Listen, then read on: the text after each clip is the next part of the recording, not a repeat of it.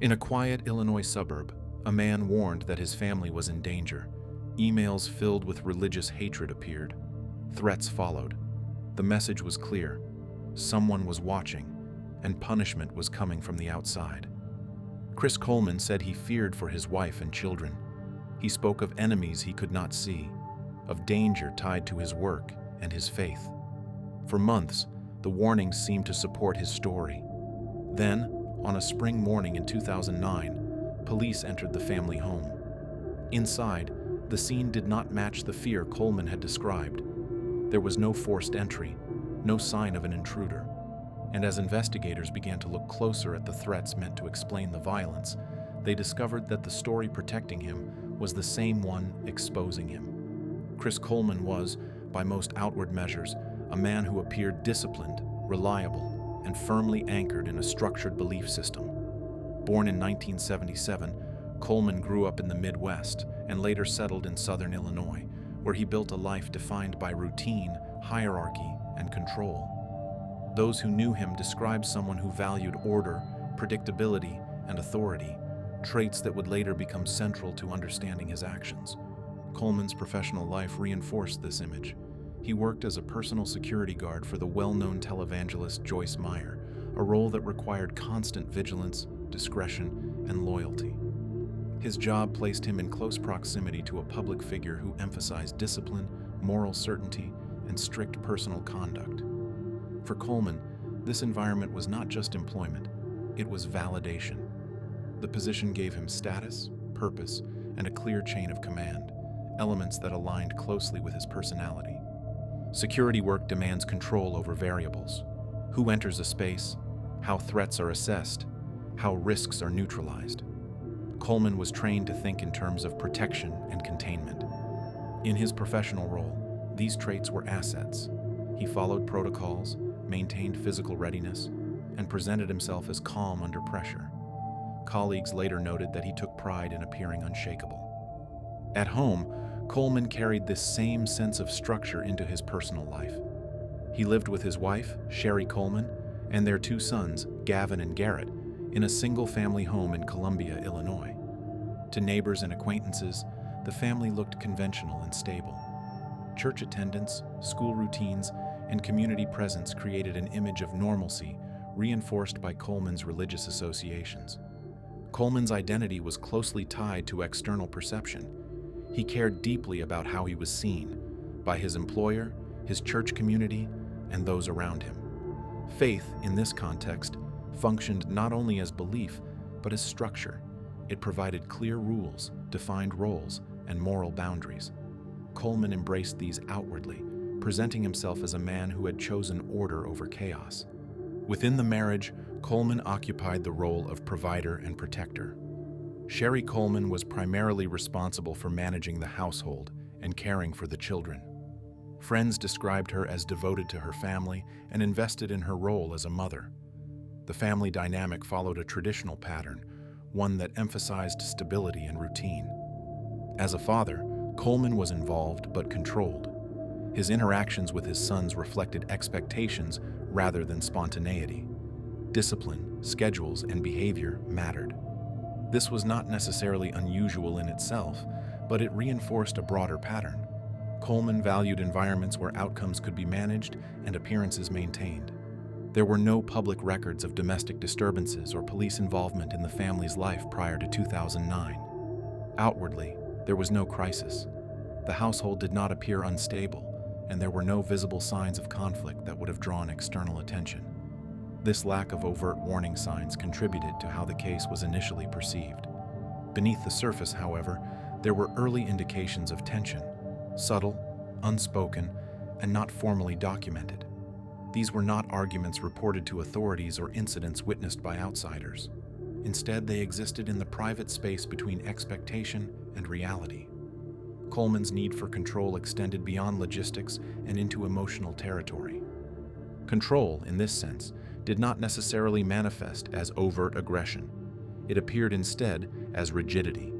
Decisions were framed as necessary. Deviations were unwelcome. Coleman expected loyalty and alignment, both professionally and personally. When circumstances fit the structure he valued, he appeared confident and composed. This emphasis on image created a fragile equilibrium. The stability of Coleman's life depended on maintaining consistency between how things appeared and how they actually were. Faith, family, and career formed a tightly woven narrative, one that left little room for contradiction. Coleman's association with a prominent religious figure amplified this dynamic. His job was not anonymous. It placed him in a position where personal conduct mattered. Any disruption to his family life or moral standing had the potential to ripple outward, affecting his employment and reputation. As time went on, maintaining this image required increasing effort. The systems that had once reinforced Coleman's sense of control began to demand constant management.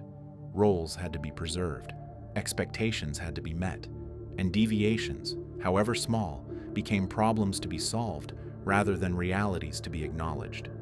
At this stage, none of this suggested criminal behavior. There were no allegations, no charges, no public disputes. Coleman was not known as volatile or unstable. He was seen as reserved, controlled, and serious. The absence of visible conflict made it easy for those around him to assume that the family's life followed the same order that Coleman projected. This projection was effective. It shaped how others interpreted events later on. When concerns eventually arose, they were filtered through the image Coleman had spent years constructing. A man who worked in security, who spoke the language of protection and threat assessment, and who aligned himself publicly with faith, was not easily questioned. What mattered most in this early phase was not what Coleman did, but how he positioned himself. He occupied roles that conferred trust. He presented a narrative of responsibility and vigilance. He appeared to be someone who anticipated danger rather than caused it. The foundation of the case rests here. A man whose identity was built on control, whose environment rewarded discipline, and whose public life depended on consistency. At this point in the story, nothing had collapsed. The structure still held. But structures that rely entirely on control leave little margin for change. When pressure enters such a system, it does not dissipate easily. It concentrates. In the chapters that follow, that concentration becomes visible, not through sudden violence, but through gradual inconsistencies. The image remains intact on the surface, while beneath it, the effort required to sustain it grows steadily heavier. At this stage, however, Chris Coleman was still seen as a protector, a man aligned with faith, a father, a husband, a professional tasked with guarding others from harm. And that perception would shape how the next events were understood, until the narrative he built to preserve control began to unravel under its own weight. The first indications of danger did not appear at the Coleman home itself. They arrived digitally. Months before the murders, a series of anonymous emails and online messages began targeting the family of Chris Coleman. The messages were aggressive in tone and framed around religious condemnation. They spoke of punishment, judgment, and consequences that would come to those who supported certain beliefs. The language was deliberate. References to faith were central, not incidental. The messages accused the family of standing for values that, according to the sender, were offensive and deserving of retaliation. The threats were not vague expressions of anger. They were written to sound ideological, as if motivated by moral outrage rather than personal grievance. Some messages specifically named Sherry Coleman. Others referenced the children. The implication was clear. The family was being watched, and harm was being contemplated. While none of the messages outlined a precise plan or date, their cumulative effect was unsettling. Sherry Coleman reacted with concern. She shared the messages with people close to her and expressed fear about what they might mean. According to later testimony, she did not dismiss them as harmless. The content suggested hostility that felt personal, even if the sender's identity was unknown. The idea that someone was directing anger toward her family, particularly her children, caused distress. Chris Coleman presented himself as alarmed but composed. Given his background in security, his response appeared measured. He spoke of the threats as serious but manageable, something that required awareness rather than panic. He emphasized vigilance and framed the situation as an external risk tied to his professional environment. The connection to his work was central to the story he told. Coleman suggested that the threats stemmed from his association with a high-profile religious figure. The implication was that his family was being targeted not for who they were personally, but for what they represented. This framing shifted the focus away from private life and toward ideological conflict. The messages were brought to the attention of local law enforcement. Officers reviewed the content and documented the reports. At that stage, the assessment was cautious. The threats were considered concerning, but they lacked specificity. There was no identified sender, no immediate call to action, and no indication of an imminent attack. From a policing perspective, the situation fell into a gray area. Online threats, particularly those framed around ideology, are difficult to evaluate. Without a clear suspect or actionable detail, authorities could not escalate the case beyond documentation and monitoring. The family was advised to remain alert and to report any escalation. Within the community, reactions were mixed. Some saw the messages as serious. Others viewed them as the kind of anonymous hostility that accompanies public religious discourse. There were no visible changes in the family's routine that suggested immediate fear. The house remained unsecured in ordinary ways. Daily life continued. Chris Coleman's demeanor reinforced the perception that the situation was under control. He spoke about security in professional terms, emphasizing awareness and preparedness. He did not portray himself as helpless.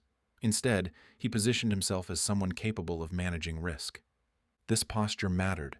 Coleman's background lent credibility to his interpretation of the threats. As someone trained to assess danger, his calm response suggested that the risk, while real, was not imminent. Those around him took cues from that confidence. The threats also served another function.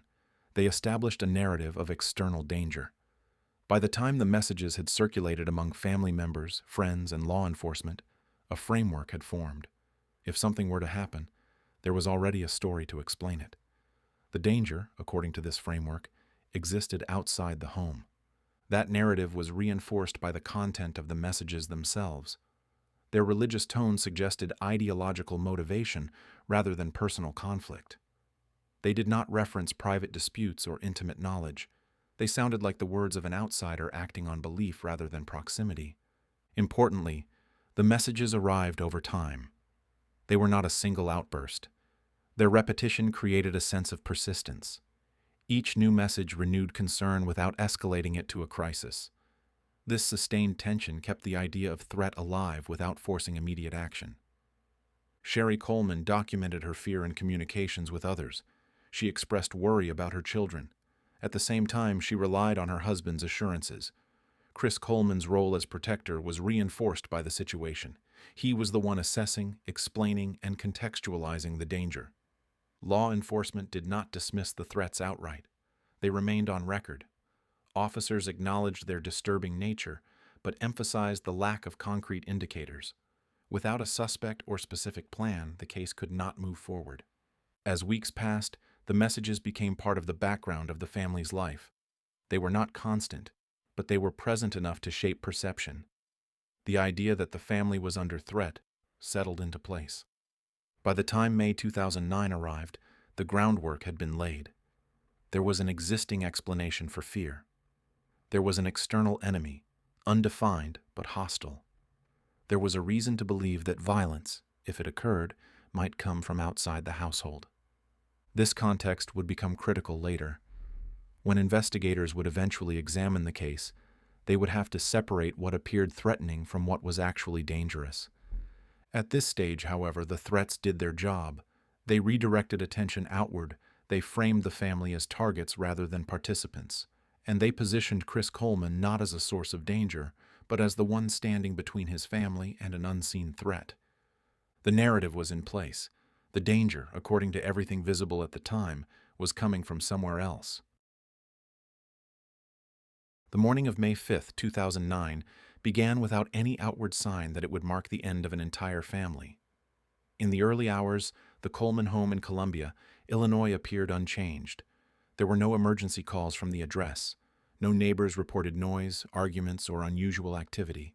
The street followed its normal rhythm. Chris Coleman left the house that morning as he had on countless other days. According to his later statements, his routine did not differ from normal.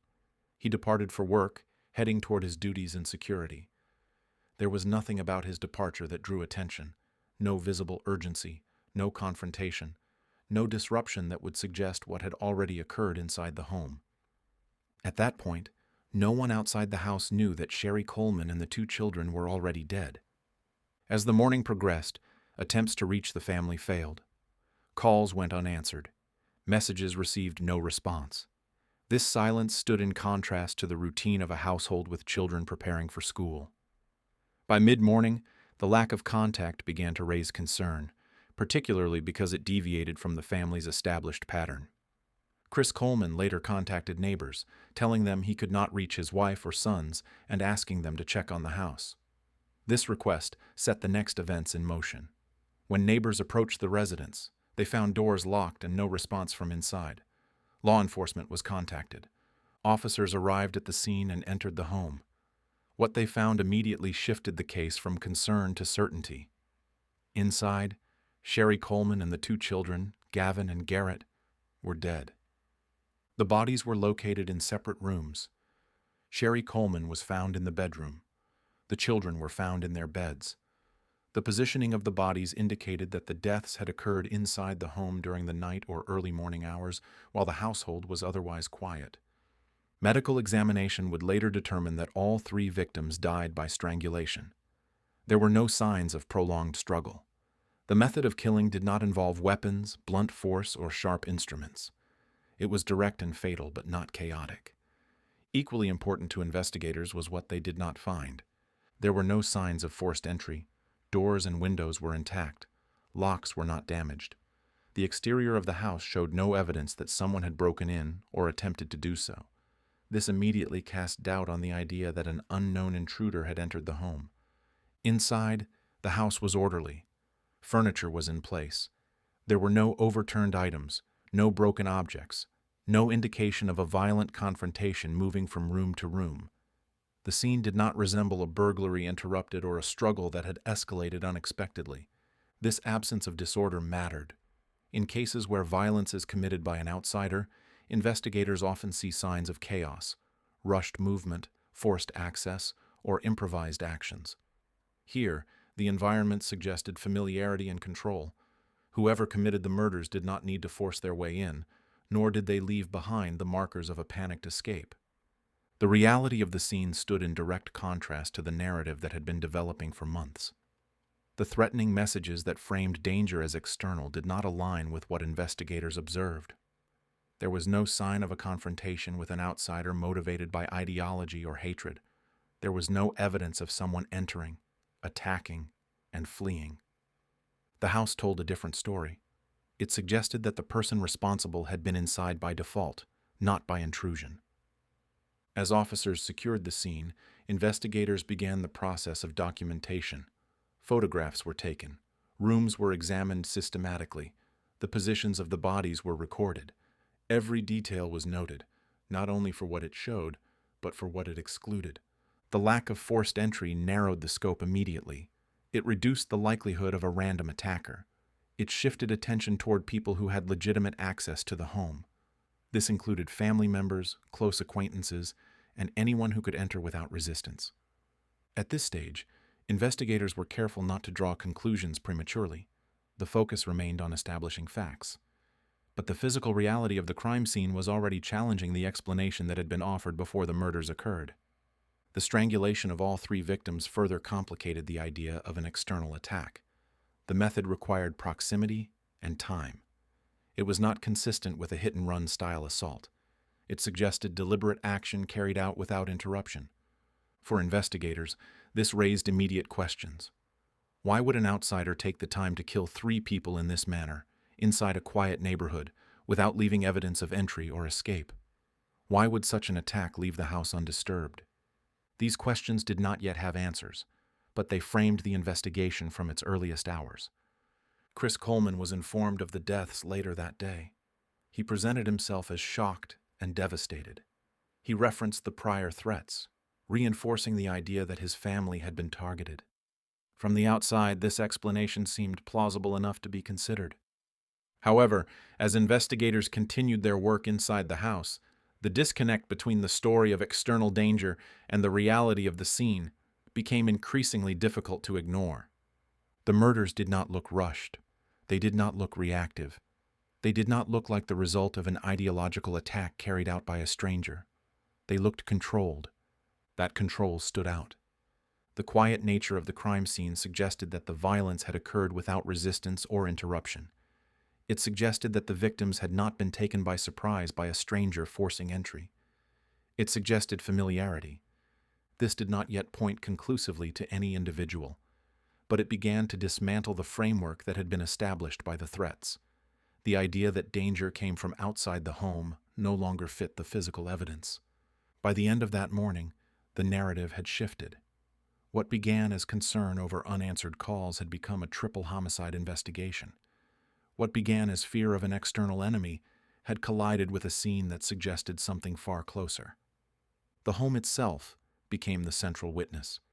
Its silence, its order, and its intact structure told investigators that whatever had happened did not involve chaos or intrusion. It involved access. This was the moment when the case quietly changed direction. The threats that once explained fear now stood apart from the evidence. The crime scene did not support them. It contradicted them.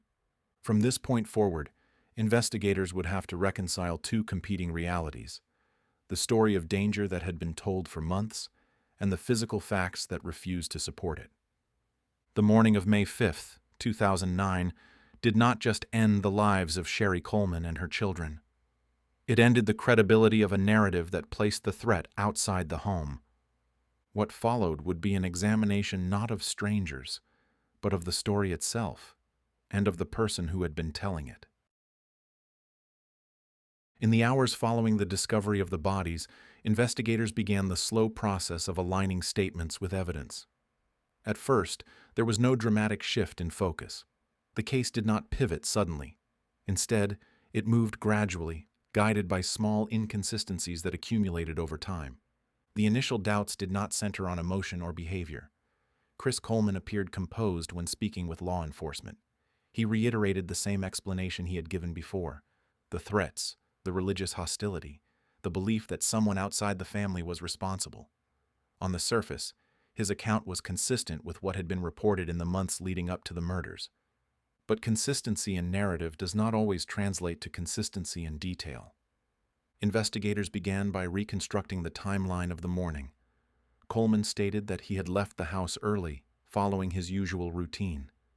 He described when he departed, where he went, and when he realized he could not reach his family. On its own, the timeline appeared plausible. However, when officers compared his statements to phone records, travel time, and known activities, small discrepancies emerged. These were not dramatic contradictions. They were minutes, gaps, overlaps, moments that did not line up cleanly. In isolation, none of them proved anything. Together, they suggested that the timeline was more flexible than it should have been. As detectives continued reviewing the case, their attention returned to the threats. The messages had been a central part of the original explanation. They were also one of the few tangible pieces of evidence that existed before the murders. Investigators requested full access to the emails and social media communications associated with the threats. The content of the messages was examined closely. Linguistic analysts noted patterns in phrasing and structure. Certain expressions appeared repeatedly. The tone was consistent across messages, even when they were supposedly sent at different times. This consistency raised questions about authorship. In cases involving anonymous threats, variation is common. Different moods, different vocabulary, different levels of escalation. Here, the messages maintained a steady voice. The ideological framing remained the same. The emotional register did not fluctuate. That alone did not prove anything, but it warranted deeper examination. Investigators then moved to the technical layer. They analyzed metadata associated with the emails, IP addresses, timestamps, routing information. This process required coordination with internet service providers and forensic specialists. It was methodical and slow. The results began to narrow the scope. Several of the messages were traced back to locations associated with the Coleman household. In some instances, the IP addresses matched networks that Chris Coleman had access to. In others, the timing of the messages coincided with periods when he was known to be at home. One message in particular drew attention. It had been sent during a window of time when Coleman claimed to be elsewhere. According to digital records, however, the device used to send the message was connected to the home network. This was not definitive on its own. Networks can be accessed remotely. Devices can be shared. Investigators were careful not to jump to conclusions. Instead, they expanded the analysis. They examined login patterns. They reviewed device histories. They compared writing style across messages. Gradually, the probability of an external sender diminished. The idea that a religious extremist had targeted the family became increasingly difficult to support with evidence. There was no traceable online community, no corroborating activity, no external digital footprint that pointed to an outsider. The threats existed, but their origin remained confined. As this analysis unfolded, investigators continued speaking with Coleman.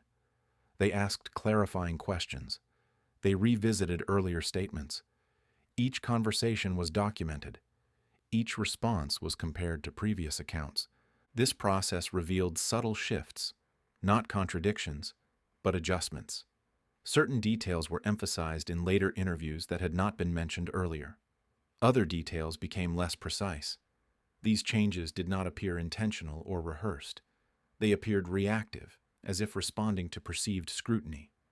At the same time, detectives explored Coleman's personal life beyond what he had volunteered. They reviewed phone records, travel patterns, and communications unrelated to the threats. This broader view was standard procedure, but in this case, it produced additional context. Investigators learned that Coleman's life was more compartmentalized than it appeared. Different parts of his routine did not intersect as cleanly as his public image suggested. This did not yet establish motive, but it complicated the picture. The investigation did not rely on a single breakthrough. There was no moment when everything became clear. Instead, the case progressed through accumulation. Each piece of information narrowed the range of plausible explanations. The digital evidence was particularly significant because it undermined the foundation of the external threat narrative. If the threats did not come from outside the home, then the story that framed the family as targets of ideological violence lost credibility. This did not automatically identify a suspect, but it removed a shield. As the days passed, investigators focused increasingly on internal explanations. They examined access. They evaluated opportunity. They considered who had the ability to move freely through the house without resistance, who could be present without raising alarm. The absence of forced entry took on greater weight. Combined with the digital findings, it suggested that the person responsible was familiar with the environment and the family's routines. Throughout this phase, Coleman maintained his position. He did not change his account of the threats. He did not withdraw his statements. Instead, he repeated them, reinforcing the same framework. From an investigative standpoint, this rigidity was notable. When confronted with new information, most people adjust their explanations. Coleman did not. His narrative remained fixed, even as the evidence supporting it weakened. This created tension. The story was stable. The facts were not. By the time forensic specialists completed their analysis of the communications, investigators had reached a turning point. The threats, once central to the case, now pointed inward rather than outward. The same messages that had been used to explain fear now required explanation themselves. The investigation had not yet reached the stage of accusation, but the direction was clear. The focus was no longer on identifying an unknown enemy. It was on understanding why a known narrative did not align with reality. This shift was quiet. There were no public announcements, no immediate arrests. The case remained open, but its center of gravity had moved. The cracks in the story did not appear all at once. They spread gradually, widening as each layer of analysis peeled back another assumption. What had seemed like a protective warning now looked like a constructed distraction. At this point, the question was no longer whether the threats were real. It was why they existed at all. And as investigators continued to trace their origin, the answer led them closer to the one person who had been insisting, from the beginning, that the danger came from somewhere else. The exposure was not sudden. It was inevitable. As investigators continued to dismantle the narrative of an external threat, they began examining another dimension of Chris Coleman's life, one that existed separately from the image he presented publicly. This line of inquiry did not begin with assumptions about motive. It began with standard procedure, mapping relationships, communications, and routines outside the immediate family. What emerged was a second, carefully contained reality. Investigators discovered that Coleman had been involved in an extramarital relationship for several months prior to the murders.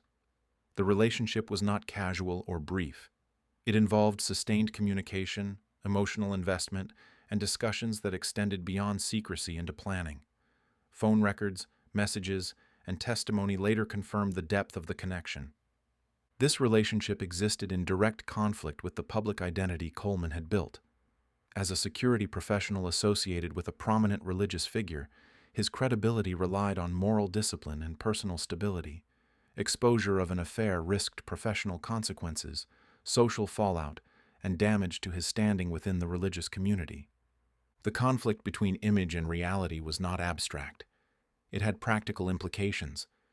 Ending the marriage through divorce would have required explanations. It would have drawn attention. It would have disrupted the narrative of control and righteousness that defined Coleman's life. Investigators found that Coleman had discussed the possibility of starting a new life with his partner. These discussions did not involve reconciliation with his existing family structure. They assumed its removal as an obstacle. This did not take the form of explicit plans documented in writing, but the direction of the conversations was clear. Coleman envisioned a future that did not include his wife or children. At this stage, the investigation focused on alignment. Detectives asked whether the actions surrounding the murders aligned with the pressures revealed by this double life. The answer did not depend on speculation. It depended on correlation. The timing of the affair coincided with the escalation of the threatening messages. The messages intensified as Coleman's personal conflict deepened. Investigators noted that this overlap was not coincidental. The threats served a functional purpose. They created an external explanation for fear. They prepared a narrative in advance. When the murders occurred, that narrative was ready to be used. The structure of the crime supported this interpretation. The absence of forced entry, the controlled nature of the killings, the lack of disorder. These details were consistent with a scenario in which the perpetrator did not need to improvise or flee. They suggested familiarity and planning. Investigators reconstructed Coleman's movements and communications in the days leading up to May 5, 2009. They examined when the threatening messages were sent, where Coleman was at those times, and how those moments aligned with his personal communications related to the affair. The patterns reinforced one another. The threats were not random. They appeared when they were useful. They reinforced a version of reality that allowed Coleman to position himself as protector rather than participant. This alignment extended beyond messaging. Coleman's professional training in security gave him an understanding of how crime scenes are interpreted. He knew the significance of forced entry. He understood the weight investigators place on timelines and access. This knowledge did not require elaborate manipulation. It required omission and control. The affair also provided a motive that did not rely on emotion alone. Investigators did not frame the murders as a crime of passion. The evidence did not support a sudden loss of control. Instead, the actions pointed to decision-making. Coleman faced a convergence of pressures, maintaining a public image, preserving his career, and pursuing a private relationship that contradicted both. The solution he chose eliminated the conflict rather than confronting it. This interpretation was supported by the lack of defensive injuries, the quiet nature of the crime, and the absence of confrontation reported by neighbors. The violence was not chaotic. It was contained. Importantly, investigators avoided psychological speculation. They did not diagnose or attribute motives beyond what could be supported by evidence. The focus remained on choice rather than impulse. The affair did not explain the crime by itself. It contextualized it. By connecting the threats, the digital evidence, and the personal relationship, investigators were able to present a coherent sequence of events. The threats created expectation. The crime fulfilled it. The affair benefited from the outcome. This sequence transformed the case. It shifted the narrative from a family targeted by extremists to a family removed as an obstacle. The difference lay not in emotion, but in intent. The murders were not an eruption of anger. They were a resolution to a problem Coleman had been managing privately. The planning did not require elaborate preparation. It required timing, access, and a story already in place. As prosecutors later argued, the threats were not warnings. They were groundwork. By the time investigators completed this phase of the inquiry, the pieces fit together in a way that left little ambiguity. The double life was not incidental. It was central. It explained why the narrative existed and why the crime unfolded the way it did. What remained was to present this reconstruction in court, to show how a controlled exterior masked decisions that led to irreversible consequences. The final chapter of the case would not focus on speculation or character judgments. It would focus on evidence, process, and outcome. The arrest of Chris Coleman did not come immediately after the murders. Investigators moved deliberately, aware that the case rested on technical evidence and reconstructed timelines rather than eyewitness testimony. By the time Coleman was taken into custody on June 4, 2009, the focus of the investigation had already narrowed with precision. The decision to arrest was based on accumulation, not confession. Digital forensics had established that the threatening messages, central to Coleman's explanation, originated from devices and networks he controlled. Timeline analysis showed inconsistencies between his statements and verifiable data. The absence of forced entry and the controlled nature of the crime scene further supported an internal explanation. Coleman was charged with 3 counts of first-degree murder. He pleaded not guilty. The case proceeded to trial in 2011. From the outset, the prosecution's strategy was clear: demonstrate that the murders were not the result of an external attack, but the outcome of a deliberate plan supported by deception. The state did not rely on emotional appeals. Instead, it presented a methodical reconstruction of events supported by records, logs, and expert testimony.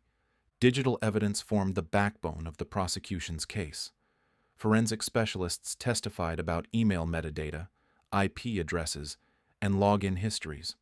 They explained how the threatening messages were traced back to Coleman's home and personal devices. The prosecution showed that some messages were sent at times when Coleman claimed to be elsewhere, directly contradicting his account. Equally important was the consistency of the digital trail.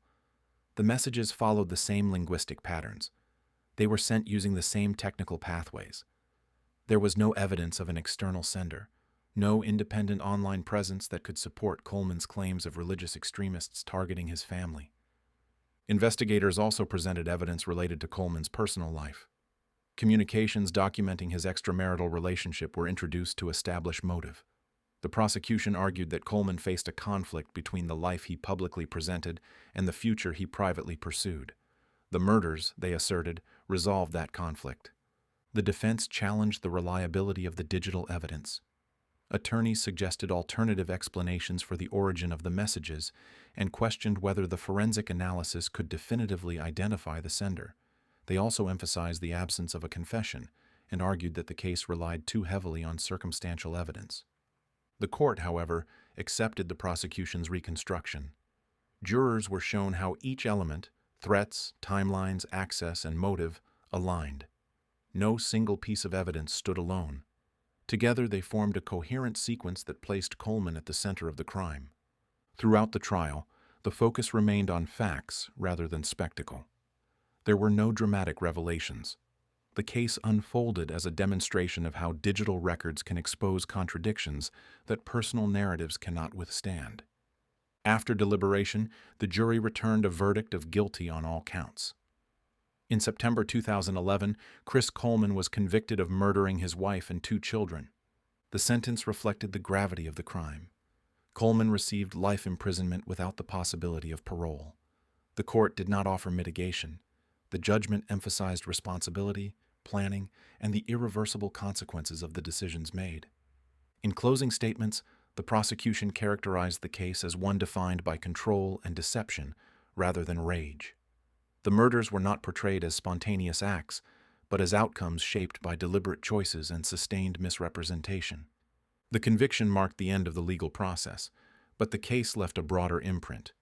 It demonstrated how digital evidence, emails, timestamps, and network data can dismantle constructed narratives. It showed how a story designed to redirect suspicion can, under scrutiny, become the strongest evidence against its author. The Chris Coleman case did not hinge on a single mistake or moment of exposure. It unfolded through the gradual collapse of a narrative that could not coexist with verified facts. Control, once used to manage perception, ultimately became a liability. There was no external enemy, no ideological attacker. The threat that had been described for months did not exist outside the home. It existed within a story created to protect an image and avoid accountability. By the time the sentence was handed down, the case had been fully stripped of ambiguity.